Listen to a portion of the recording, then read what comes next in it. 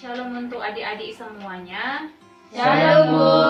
Ya, baiklah, sebelum kita memulai ibadah pendalaman Alkitab ini, terlebih dahulu kita bernyanyi Hatiku Percaya.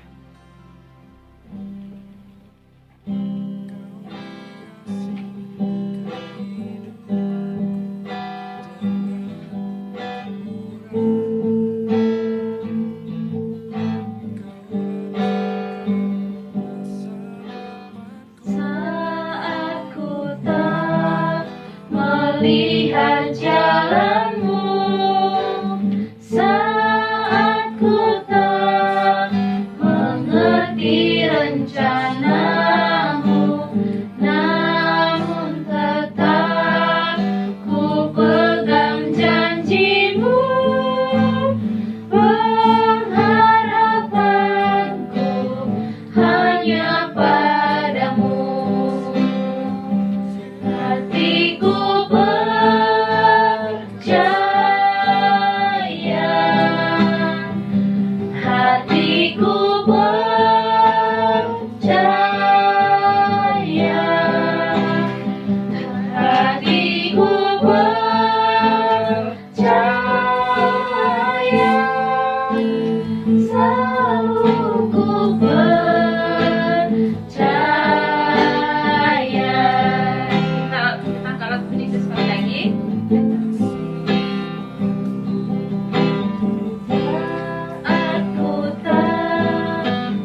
lihat jalanmu, saat ku tak mengerti rencanamu, namun tetap ku pegang janjimu.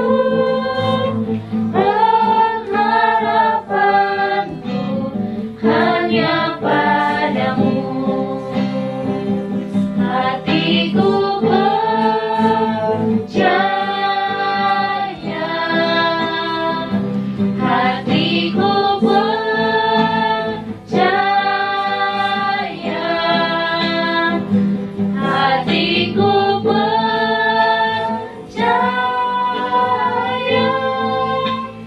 selalu ku percaya. Baiklah, adik kita mengikuti dalam doa. Kita bersatu dalam doa. Semoga kami bersyukur Tuhan untuk segala kebaikan-Mu serta penyertaan-Mu yang kasih menyertai kehidupan kami pada hari ini, Bapa. Kami berkumpul dalam tempat ini untuk melakukan pendalaman Alkitab kami. Semoga Tuhan apa yang kami dapatkan hari ini biarlah menjadi satu pedoman bagi kehidupan kami, agar kami boleh memahami dalam nama Tuhan Yesus Kristus. Kami selalu berdoa dan mengucap syukur kepadamu. Amin. Baiklah, kita akan memulai pembelajaran kita di mana era pendalaman Alkitab. Ibu telah membagikan per masing-masing bahan kita. Ada semuanya? Ada, Bu. Minyak merah ada? Ada, Bu. Iya. Bisa kita lihat di situ temanya adalah dipelihara dalam kekuatan Allah karena iman. Baiklah, kita akan memulai pembacaan firman kita yang terdapat dari 1 Petrus 1 ayat 1 sampai 7. Sudah dapat semuanya? Sudah, Bu. Baiklah, kita akan membacanya secara responsif dimulai dari Ibu. Dari Petrus, Rasul Yesus Kristus, kepada orang-orang pendatang yang tersebar di Pontus, Galatia, Kapadokia, Asia Kecil dan Bitinia, Yaitu orang-orang yang dipilih sesuai dengan rencana Allah Bapa kita dan yang dikuduskan oleh Roh, supaya taat kepada Yesus Kristus dan menerima percikan darahnya. Kiranya kasih karunia dan damai sejahtera makin melimpah atas kamu. Selanjutnya, terpujilah Allah dan Bapa Tuhan kita Yesus Kristus, yang karena rahmat-Nya yang besar telah melahirkan kita kembali oleh kebangkitan Yesus Kristus dari antara orang mati, kepada suatu hidup yang penuh pengharapan. Untuk menerima suatu bagian yang tidak dapat binasa, yang tidak dapat cemar dan tidak dapat layu, yang tersimpan di surga bagi kamu. Yaitu kamu yang dipelihara dalam kekuatan Allah karena imanmu, sementara kamu menantikan keselamatan yang telah tersedia untuk dinyatakan pada zaman akhir.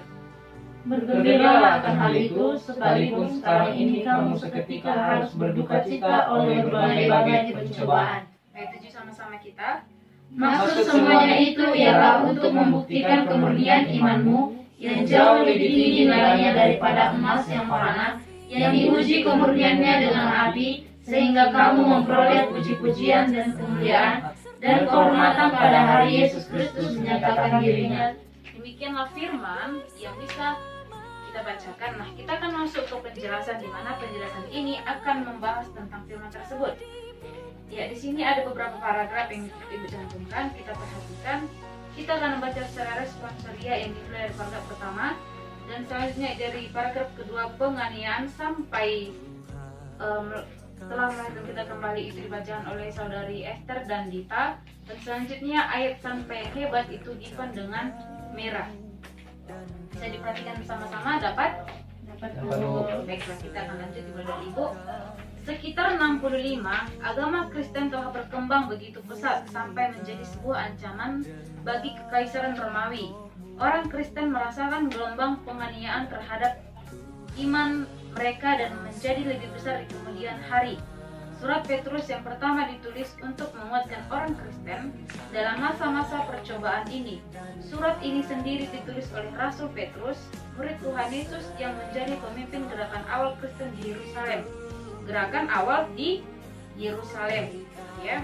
Petrus akhirnya pergi ke Roma, ibu kota kekaisaran Romawi. Dari Roma, ia menunjukkan surat kepada orang yang percaya yang sudah tersebar di Pontus, Galatia, Kapadokia, Asia Kecil dan Bitinia. Di mana? Pontus, Galatia, Kapadokia, Asia Kecil dan Bitinia. Itu yang dikatakan ayat 1 tadi kan. Nah, selanjutnya, barangkali penindasan para pejabat Romawi sudah memaksa orang Kristen ke wilayah yang jauh ini. Petrus mendorong orang percaya yang menderita ini untuk mengikuti teladan Kristus. Dilanjutkan oleh Esther dan Dita. Penganiayaan dan kematian dan kebangkitannya memberi jaminan dan harapan untuk masa depan. Dalam naskah saat ini, beberapa istilah untuk kita telah lebih dalam lagi sehingga memberi pemahaman lebih dalam iman Kristen kita, yakni rencana Allah. Rencana Allah atau dalam terjemahan New International Version disebut rencana ilahi, haruslah kita mengerti sebagai kasih dan tujuan abadi Allah bagi umatnya dan perkataan yang dipilih. Ia himpunan orang percaya sejati, yaitu kita yang dipilih selaras dengan ketetapan Allah untuk menebus gerejanya dengan darah anaknya Yesus Kristus. Dengan pemahaman yang demikian, kita harus menyadari bahwa setiap orang percaya harus berpartisipasi dalam keterpilihan tersebut dengan bertekun dalam iman dalam segala hal, termasuk ketika menghadapi penderitaan. Karena dengan demikianlah maka kita menjadi panggilan dan pemilihan kita semakin teguh telah melahirkan kita kembali. Nah, yang bisa kita ambil dari ayat 2 ini adalah dibacakan oleh teman kita. Pemahaman yang demikian kita harus menyadari bahwa setiap orang percaya itu harus berpartisipasi dalam keterpilihan tersebut dengan bertekun dalam iman dalam segala hal, termasuk ketika menghadapi penderitaan atau pencobaan. Karena demikianlah maka keterpilihan panggilan atau panggilan kita semakin teguh. Seperti Petrus tadi, di mana dia pergi ke daerah Galatia, Kapadokia, Asia Kecil dan Bitinia itu untuk menjadikan apa kira-kira? Orang yang sesuai dengan rencana Allah. Itu yang dilanjutkan oleh Ivan dan Meira. Ayat ini berkenaan juga dengan perkataan Tuhan Yesus dalam Injil Yohanes 3 ayat 3. Yesus menjawab katanya, "Aku berkata kepadamu, sesungguhnya jika seorang tidak dilahirkan kembali, ia tidak dapat melihat kerajaan Allah." Artinya, sebagai orang Kristen harus memperbarui. Tanpa ini, maka seseorang tidak akan mungkin dapat melihat kerajaan Allah, yaitu menerima hidup kekal dan keselamatan. Apakah pembaharuan itu? Pembaharuan adalah penciptaan kembali dan perubahan sifat seseorang oleh Allah di dalam Roh Kudus. Melalui proses ini, hidup kekal dari Allah sendiri disalurkan ke dalam hati orang percaya sehingga dia menjadi anak Allah atau ciptaan yang baru yang tidak menyesuaikan hidupnya dengan dunia, namun kini diciptakan menurut kehendak Allah di dalam kebenaran dan kekudusan. Pembaharuan ini sangat diperlukan karena terlepas dari Kristus, semua orang dengan sifat bawaannya adalah berdosa. dan tidak mungkin taat dan berkenan kepada Allah. Dipelihara dalam kekuatan Allah karena imanmu. Ayat ini menyajikan 3 kebenaran mengenai jaminan orang percaya, sebuah berita yang relevan bagi pembaca surat ini karena banyak di antaranya yang sedang menderita penganiayaan yang hebat. Ya, terima kasih. Nah, tadi kan dikatakan di ayat yang kedua itu kita harus berpartisipasi. Nah, selanjutnya yang ketiga, selain kita berpartisipasi, kita juga harus diperbarui. Itu yang dikatakan di ayat 3. Bisa dibacakan kembali Saudara Givan dari arti sebagai orang Kristen. Artinya sebagai orang Kristen harus diperbaharui. Tanpa ini maka seseorang tidak akan mungkin dapat melihat kerajaan Allah, yaitu menerima hidup kekal dan keselamatan. Nah, berarti kan disitu bisa kita simpulkan selain adanya partisipasi, kita juga harus ada diperbarui. Nah, bagaimana cara kita untuk melakukan perbarui itu agar kita bisa hidup dengan firman Allah? Itu kan ada 3 poin Ibu cantumkan. Mari sama-sama kita baca di poin yang pertama. Orang percaya dipelihara atau dilindungi dalam kekuatan Allah terhadap semua kekuatan kejahatan yang Kita menghancurkan kehidupan dan keselamatan mereka dalam Kristus. Nah, di sini dikatakan banyak orang atau kekuatan jahat yang hendak menghancurkan kehidupan. Namun apa yang dilakukannya adalah orang tetap percaya dan dia percaya bahwa ia akan dilindungi oleh Tuhan. Itu yang dikatakan tadi di ayat berapa? Siapa yang tahu tadi itu? Di ayat 2, ya kan? Dan dikatakan Tuhan memilih kita agar menjadikan sesuai dengan rencananya. Berarti meskipun banyak kejahatan-kejahatan yang kita hadapi, kalau kita dididik untuk sesuai dengan rencana Allah, kita tetapi diapain? Iya, diselamatkan, gitu deh ya. Nah, poin yang kedua kita baca bersama-sama lagi.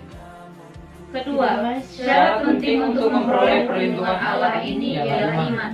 Allah yang melindungi kita dengan kasih karunia-Nya tidaklah bekerja secara senang-senang saja, karena hanya dengan iman orang percaya dilindungi oleh kuasa Allah. Iya, berarti di sini kata kunci yang bisa kita lihat adalah iman. Ibu rasa semua tahu apa arti iman itu kan? Nah, karena kata di sini syarat penting untuk memperoleh perlindungan Allah adalah iman. Menurut kalian, bagaimana kita mempertahankan iman ketika pencobaan atau kejahatan sedang menghadang kita? Bagaimana saudara adik kita Mira?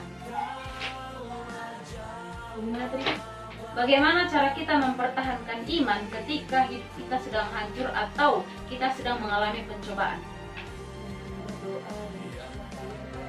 Berdoa dan berserah diri, itu pendapat adik kita Mira. Lalu bagaimana dengan pendapat adik kita Dita?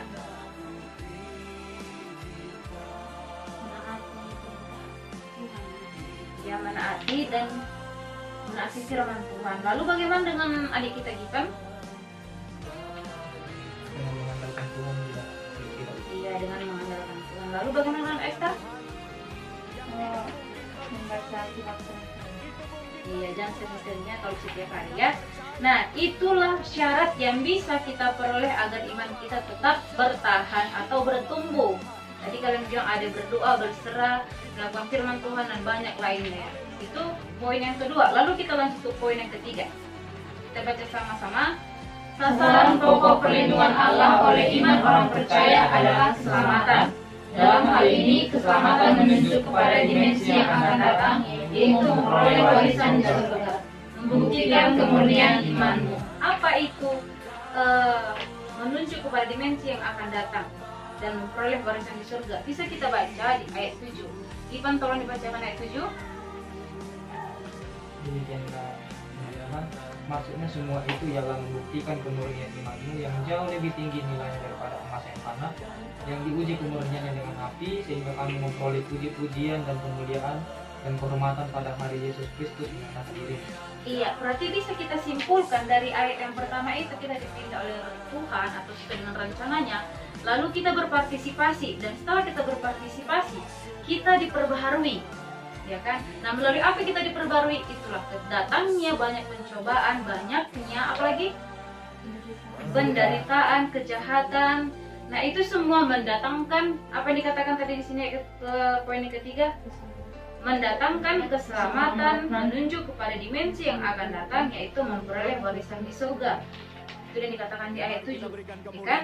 Nah, pada aplikasinya ke kita itu, sekarang itu banyak pencobaan yang kita lalui, apalagi masa pertumbuhan kita, di mana kita digoda dengan adanya hasil yang secara instan. Apa misalnya hasil yang secara instan?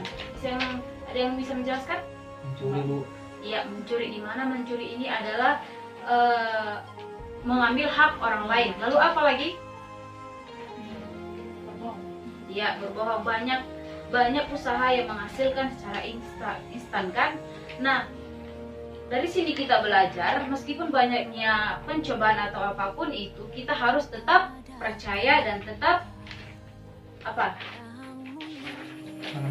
mengandalkan Tuhan, karena kita percaya bahwa kita akan dilindungi oleh Allah. Ya, kita akan masuk ke paragraf selanjutnya. Sebagaimana keterangan di atas, penderitaan adalah tema yang ditekankan sepanjang surat ini. Kita harus bersukacita dalam pencobaan, karena dengan tetap setia kepada Kristus tengah-tengah semua itu akan memurnikan iman kita dan menghasilkan pujian, kemuliaan dan hormat bagi kita dan bagi Yesus Kristus pada saat kedatangannya.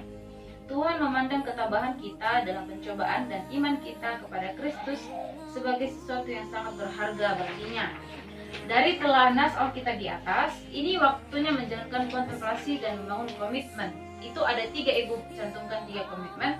Bisa kita bacakan bersama-sama. Yang dibacakan poin pertama, Ivan dengan merah. Yang pertama, Tuhan memiliki maksud yang penting atas setiap percobaan yang diizinkannya terjadi dalam diri kita. Mungkin percobaan itu sempat membuat kita tergoncang, sedih dan berduka cita. Tetapi itu semua ada dalam rencana Allah untuk membuat kita menjadi lebih baik lagi dengan menguji iman kita. Iya, tadi kan Ibu katakan kan, banyak cobaan yang terjadi dalam kita itu diizinkan agar kita adanya perbaharuan, ya kan? Nah, dilanjutkan poin yang kedua oleh adik kita Dita dengan Esther. Tujuan Tuhan menguji iman kita adalah untuk membuktikan tingkat kemurnian iman itu sendiri. Jika kita sungguh-sungguh hidup berkenan di hadapan Tuhan, menjauhi larangan dan melakukan apa yang menjadi perintah dan kehendak-Nya, kita tidak perlu takut terhadap ujian yang akan kita hadapi. Justru ujian-ujian tersebut akan membuat kita semakin cemerlang. Sama seperti emas yang semakin lama dan terlihat semakin cemerlang ketika diproses atau dibakar dan dimurnikan. Dalam api panas yang menyala-nyala, emas berbeda dengan kayu. Semakin dibakar, emas justru akan semakin murni. Sementara kayu akan terbakar dan akan menjadi abu. Nah, selain tadi kita itu diizinkan percobaan itu terjadi, gunanya itu untuk meningkatkan kemurnian, atau ilustrasi sederhananya adalah semakin kita mengasah pisau, semakin kita banyak pencobaan datang pada kita berarti semakin meningkatnya iman kita. Itu dia. Poin yang ketiga kita baca bersama-sama. Kita harus tetap berjaga-jaga senantiasa, jangan lengah dan jangan memberi kesempatan sekecil apapun kepada iblis. Segala yang akhir, sehingga kita akan memperoleh pujian dan kemuliaan dan kehormatan dari Tuhan pada hari akhir. Terlebih kita merayakan hari yang dijadikan karena kita. Nah, demikianlah. Nah, selain kita juga tadi ada perbaruan, terpilihnya kita, adanya pembaruan dan adanya kepercayaan, di sini juga kita disuruh untuk berjaga-jaga. Jangan karena kita dikatakan oleh Tuhan kita akan dilindungi kemanapun kita bergerak atau apapun yang kita lakukan selalu terwujud, tidak. Di sini kita dituntut untuk senantiasa berjaga-jaga. Itu yang dikatakan di Efesus 4 ayat 27. Bisa dibacakan adik kita Dita? Efesus 4 ayat 27.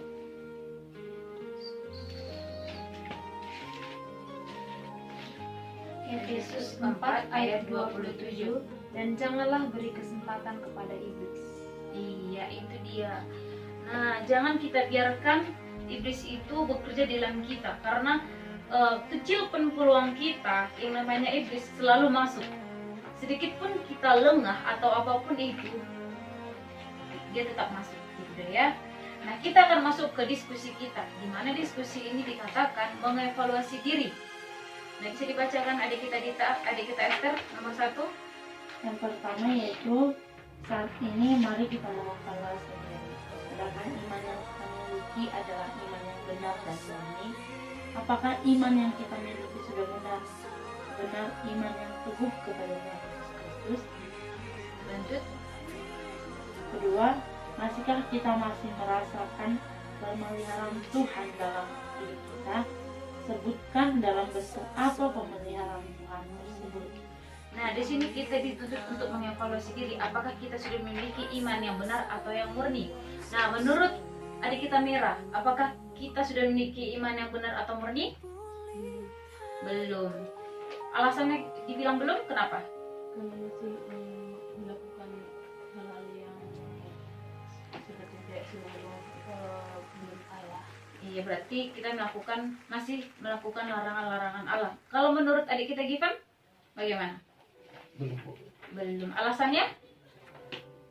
Karena masih melakukan hal. Bagaimana? Karena kita sudah telah melakukan dosa, iya kan? Nah, setelah kalian pahami ini semua dan pemeliharaan Allah itu tetap ada sama kita, apakah ada niat di dalam diri untuk merubahnya? Ada. Ada. Dengan cara? Tidak melakukan kesalahan yang telah terlalu. Ya, berarti adanya perbaharuan, ya kan? Nah, itu dia. Lalu yang kedua bagaimana? Apa kita merasakan pemeliharaan Tuhan dalam hidup kita? Tentunya sudah. Itu dianya kan. Nah, demikianlah pedalaman Alkitab yang bisa kita pelajari untuk saat ini. Kiranya apa yang kita dapat pada hari ini bisa kita terapkan di kehidupan kita. Kita tutup dengan doa. Terima kasih Tuhan, terima kasih berkesempatan yang Kau berikan Bapa, di mana kami telah mempelajari sebagian dari kebenaran firman-Mu Tuhan. Kiranya apa yang kami dapat pada saat ini bisa kami terapkan di kehidupan kami sehari-hari. Mampukan kami Tuhan, dan biarkanlah Kudus-Mu senantiasa yang tinggal dalam hati dan pikiran kami. Kehidupan kami segala macam serta kemasihan. Amin. Shalom untuk semuanya. Shalom, Bu.